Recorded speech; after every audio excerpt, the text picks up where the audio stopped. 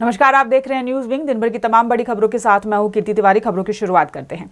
NDA उम्मीदवार द्रौपदी मुर्मू के महिला पहली आदिवासी 15वीं राष्ट्रपति बनने के जश्न में भारतीय जनता पार्टी के द्वारा सम्मान यात्रा निकाली गई। भारतीय जनता पार्टी के तमाम नेता, विधायक, कई कार्यकर्ता वहां मौजूद रहे। गाजे बाजे और आदिवासी लोक नृत्य के साथ अड़गोड़ा मैदान से यह यात्रा निकली और सहजानंद चौक तक पहुंची। सभी लोगों के चेहरे पर खुशी और उल्लास देखने को मिला। वहीं मेयर आशा लकड़ा, नवीन जायसवाल, प्रतुल शाहदेव और अन्य कार्यकर्ता भी वहां मौजूद नजर आए।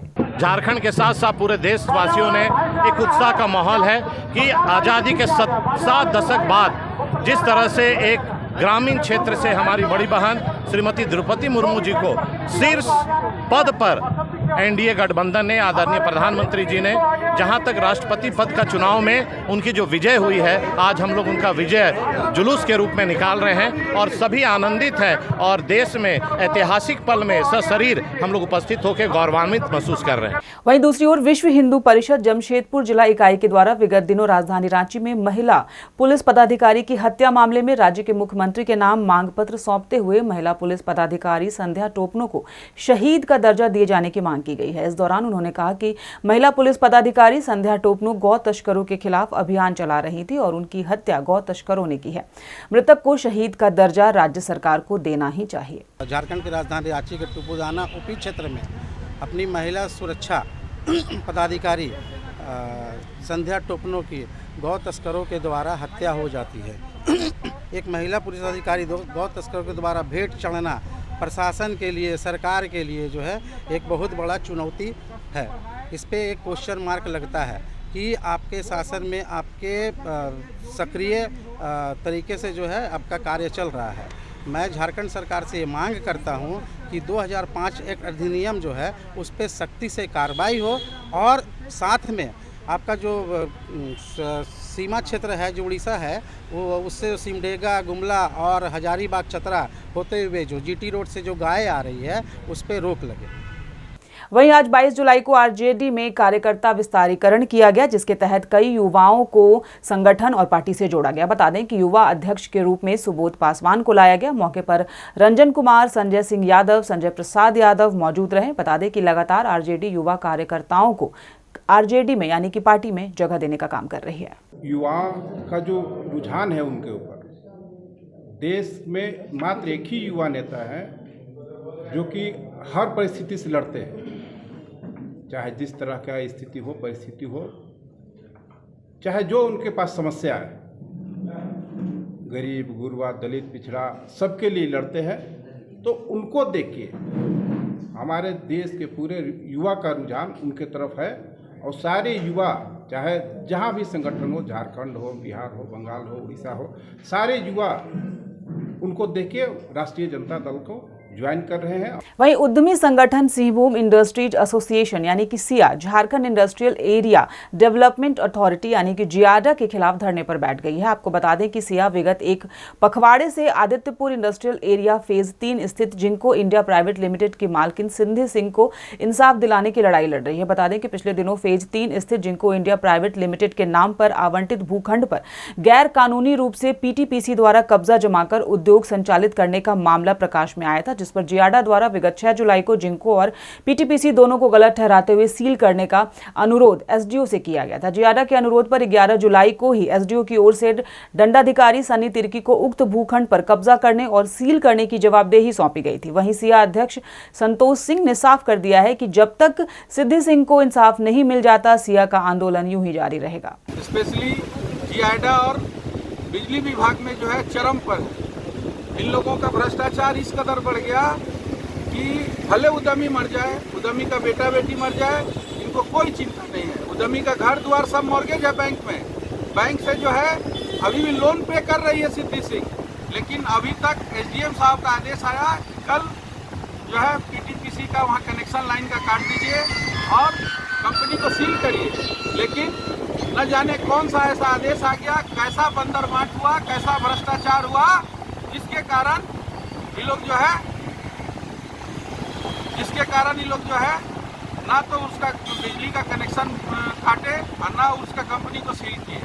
वहीं केंद्र सरकार के भारतीय रेलवे बोर्ड के यात्री सेवा समिति सदस्य गुरविंदर सिंह सेठी एवं भारतीय मजदूर संघ के राष्ट्रीय उपाध्यक्ष जयंती लाल 2 दिवसीय दौरे के दौरान टाटा नगर स्टेशन पहुंचे, जहां टाटा नगर स्टेशन पहुंचने पर उन्होंने यात्री सुविधा का जायजा लिया। मीडिया से मुखातिब होते हुए सदस्य गुरविंदर सिंह सेठी ने कहा कि CKP डिवीजन के विभिन्न स्टेशनों का दौरा कर यात्री सुविधाओं, यात्री सेवाओं को जानने की कोशिश की जा रही है। यात्रियों को हर सुविधा मिले, इसे ध्यान में रखते हुए कार्य किया जा रहा है।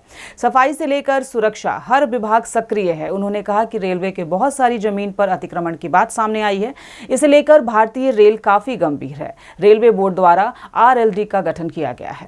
तो डिवीजन का सारा स्टाफ सिंसियर और काम में लगा हुआ है और करीब करीब हम लोग देखते हैं जहाँ सफाई का है या जो हमने सुविधा दी है एक्सीलेटर की या जो चीज़ है, और विकास का काम आप देख रहे हैं पिछले 8 सालों में जो माननीय प्रधानमंत्री जी का एक सपना था कि भाई भारतीय रेलवे भी उसके प्लेटफार्म भी वर्ल्ड क्लास के हों, उस सपने को डे टू डे साकार कर रही है और सभी जगह रेलवे का रीडेवलपमेंट हो रहा है।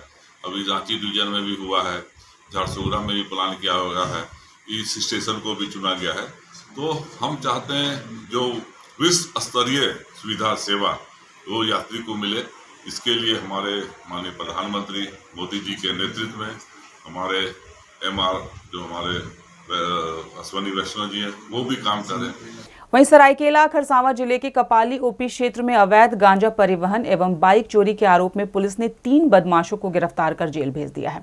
चांडिल SDPO संजय सिंह ने प्रेस कॉन्फ्रेंस में बताया कि विगत वर्ष 2020 में कपाली में अवैध गांजा परिवहन करते हुए एक इनोवा कार को पुलिस ने जब्त किया था, जिसमें एक बदमाश शाहरुख खान को पहले ही जेल भेज दिया गया था, जबकि 2 अन्य बदमाश भागने में वहां से सफल रहे थे। लंबित कांडों के निष्पादन को लेकर कपाली पुलिस ने टीम गठित कर NDPS एक्ट के तहत फरार हुए 2 बदमाश मोहम्मद फिरोज एवं शेख अजगर को मूसाबनी से गिरफ्तार कर जेल भेज दिया।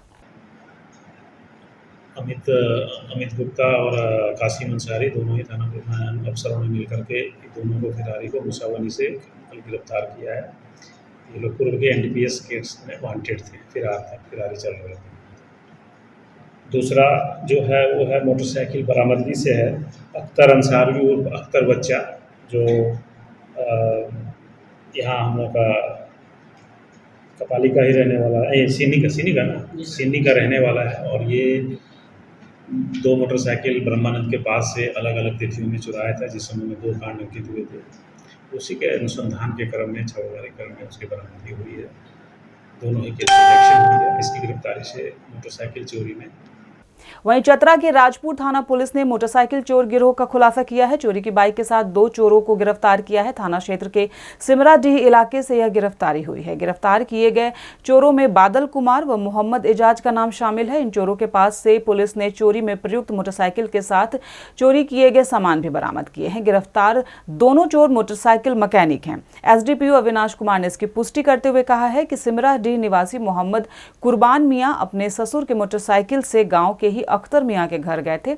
इसी बीच चोरों ने मोटरसाइकिल की चोरी कर ली थी। राजपुर थाना क्षेत्र का एक गांव है सीमाडी, वहां के रहने वाले एक व्यक्ति हैं मोहम्मद कुर्बान। उनके यहां से मोटरसाइकिल की चोरी दिनांक 17 जुलाई को हो गई थी। इस संबंध में राजपुर थाना क्षेत्र कांड संख्या 5322 दर्ज किया गया है।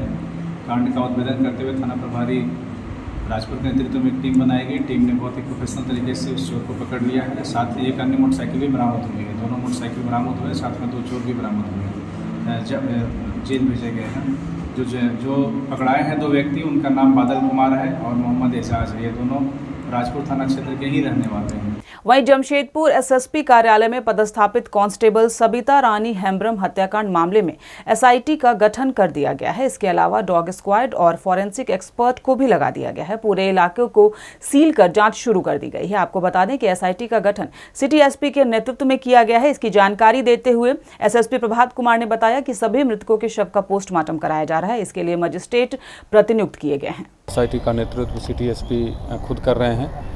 मैं भी उसकी मॉनिटरिंग कर रहा हूं और उसमें अलग अलग डिपार्टमेंट के लोग भी लगे हुए हैं। उसके अलावा फॉरेंसिक टीम को बुलाया गया है, डॉग स्क्वाड को बुलाया गया है, जो फिंगरप्रिंट डेवलप करते हैं उनको बुलाया गया है। रांची से एक स्पेशलाइज्ड टेक्निकल टीम है वो आई हुई है। इस सारे बिंदुओं पर हम लोग काम कर रहे हैं। PO को पूरा अच्छे से जाँच पड़ताल किया जा रहा है और अभी तक के कार्रवाई में कुल 6 आदमी को डिटेन किया गया है, जो उनसे पूछताछ की जा रही है। पूरी टीम अभी उनसे पूछताछ कर रही है। अभी तक जो प्राइमा फेसी 2 बातें आ रही है, एक जैसा आपने बताया कि पारिवारिक विवाद की भी बातें आ रही है। जो कांस्टेबल थी वो अपने पति की जगह पे नौकरी कर रही थी, तो उनका पति के परिवार से उतना अच्छा बन नहीं रहा था, वो भी एंगल है। और एक और एंगल है इलिसिट अफेयर का, इलिसिट रिलेशन का। अभी आधिकारिक रूप से मैं किसी भी एंगल पर पुष्टि नहीं कर सकता हूं, बट ये 2 एंगल अभी सामने आई है। इस दोनों एंगल पे पुलिस काम कर रही है और बहुत जल्द ही हम लोग सच्चाई का पता लगा करके आवश्यक कार्रवाई करते हुए आपको भी उससे अवगत कराएंगे। अब बात करेंगे लोहरदगा की। लोहरदगा के किस्को प्रखंड परिसर में आज़ादी के अमृत महोत्सव आज़ादी से अंत्योदय तक कार्यक्रम का आयोजन किया गया।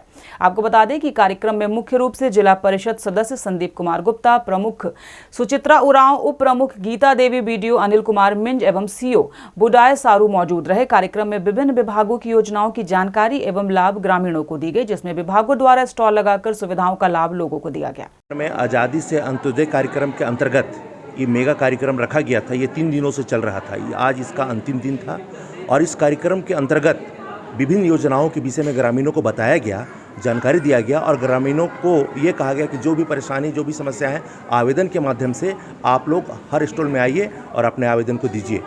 उन सारे आवेदनों को लिया गया और हमारे तक भी आवेदन आया। हम आवेदन को स्वीकार किए और लोगों का आश्वस्त ये किए हैं कि जो भी परेशानी होती है ग्रामीण क्षेत्रों में, मैं उसका हर संभव प्रयास करूंगा निराकरण करने का।